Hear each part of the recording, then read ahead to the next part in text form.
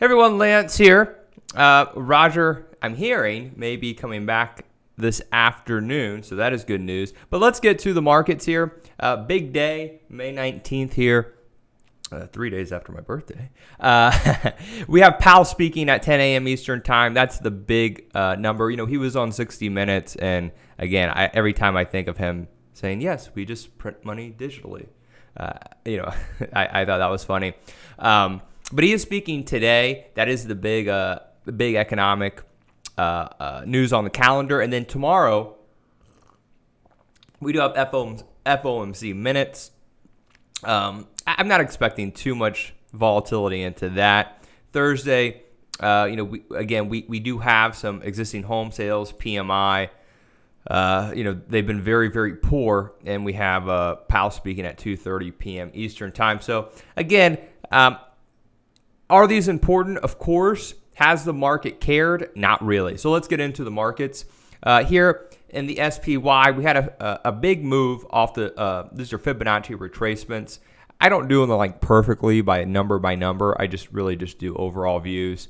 Here in the S&P, and we'll look at the S&P futures to give a little bit better look here. This is what I like preferably to look at. We traded right up to the 200-day moving average. This is this big white line right here in the S&P futures. And today we are pulling back about 8 handles. Again, that's nothing. We were up over 100 handles yesterday. So an 8-point pullback, again, literally is nothing. What caught my attention yesterday, and we talked literally about banks, is the IWM outperformed, giving back that big 2-day sell-off. Russell is still lagging. You see how far it is from the 200-day moving average, still about 15 points away. But banks saw a big update yesterday, so that was a change. And it wasn't just all tech. Of course, tech was strong, but it wasn't as strong as banks. So your financials actually led the way, and what really helped out too, which has been absolutely getting crushed, is industrials. Mainly Boeing out there. As we know, the airliners have taken a big hit. So, Boeing here, do I think you chase? No. I think if you wanted to get in these names, you should have been in days ago. So I do feel like you're playing chase mode. UAL, big move yesterday, up about 20%. What I've been doing, and again, this isn't my risk tolerance on my more larger account and not so actively trading, is I've been selling far out the money puts and stocks I feel comfortable with. Just know that selling puts is very, very risky. Make sure you understand the full risk, or you could just make it a bull put credit spread. That's another thing that you can do actually. So I've just been doing that. It's a pretty neutral strategy. I've been doing that in stocks like Bristol Myers, well, actually bull put credit spreads, Walmart, and Microsoft. Walmart actually reported earnings, so let's take a look at it. They beat top and bottom, some pretty good numbers. Let's actually do this. Let's actually go to one of my after hours charts. Here we go. So let's look at Walmart. Initial move higher in Walmart here. Not a huge move, only about $4. Still nice. So let's actually look at what the market makers were expecting. So here's how you do it. We'll pull the Walmart option chain, and you go right here. This is TD Ameritrade Think or Swim. There's two ways to do it. We can look here, as the platform is nice, and it gives us the market makers move. So that is about $4.15 here. Or what you can do is add the at the money straddle. So the 127 calls are about $3. The 127 puts, actually the stock was at 127.66. The 127 puts were, I don't think that's right. No, we're about 250. Oh, that's not correct. Maybe these options are mispricing because it already reported earnings. So Walmart was about a $4 expected move earnings, or you can do this. And we'll make it easier. So again, 415 implied move. You can add the market makers move to the stock price. So we'll do a little bit of far out there math. So we'll say the stock was 128 plus $4. So our upside target was 132. The 132 calls were 120. I would actually consider them kind of expensive. And then for the downside move, if Walmart moved to move lower, was about 124. And look at that, they're about 120 as well. So these options were priced to perfection. And so far, the market makers have kept Walmart within the implied move. That means if you bought out the money calls, you're not going to make money. Obviously, if you bought puts, you're not going to make money.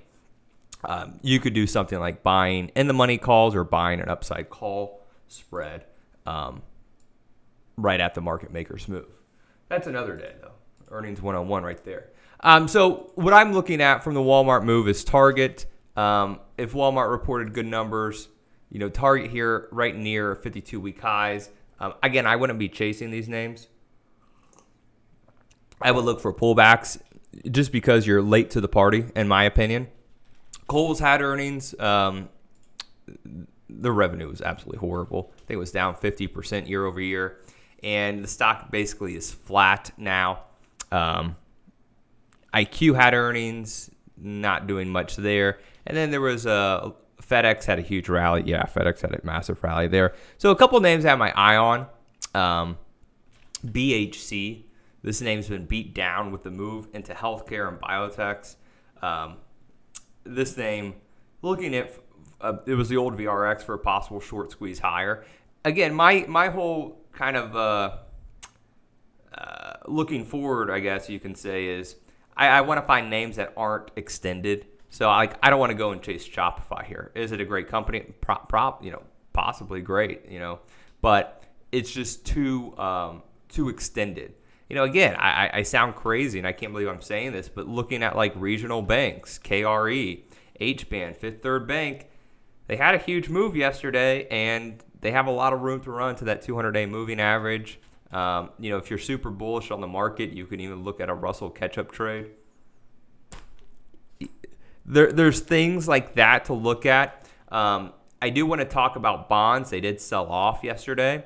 And therefore, when you have money coming out of bonds, you should have it in equities.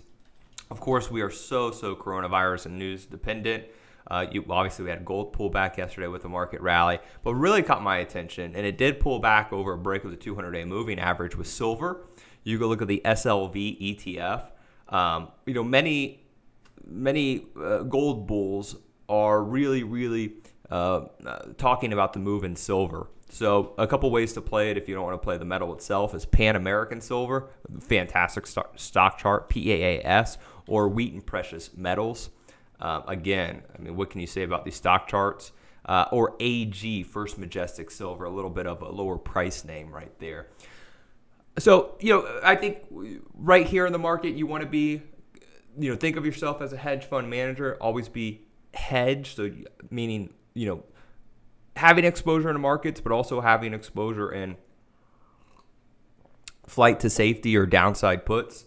So let's say, you're long strong names and you possibly short weak names, or you're long some equities, but you're also long some, gold and silver names or bonds out there just to balance out. I think is a good mindset going into the market, as we are very headline driven. And if you are looking again for names that could rally, that you don't feel like you're late to the party, really, gang, it sounds crazy, but if the market starts to really get momentum taken off, the banks are starting to look okay. Ooh, that's crazy. All right, I'm going to go drink this coffee. Everyone have a great trading day.